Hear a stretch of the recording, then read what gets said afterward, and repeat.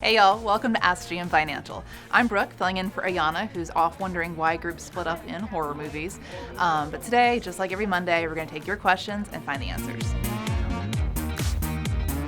Hey Joe. What's going on? Not much, how are you? Good yourself. I'm doing pretty good. All right guys, this is Joe here from Customer Experience, and I have a question for you from Sue in Arkansas. All right. All right, Sue wants to know, how can you make a payment once you have received a lease extension?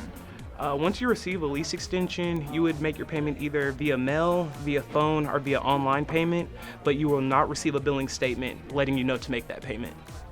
All right, sounds good. Thanks, Joe. Yes, ma'am. Alrighty, Sue, and for everybody else out there, if you have any other questions, just leave it in the comments below. We'll get right to it, and we'll see you next Monday.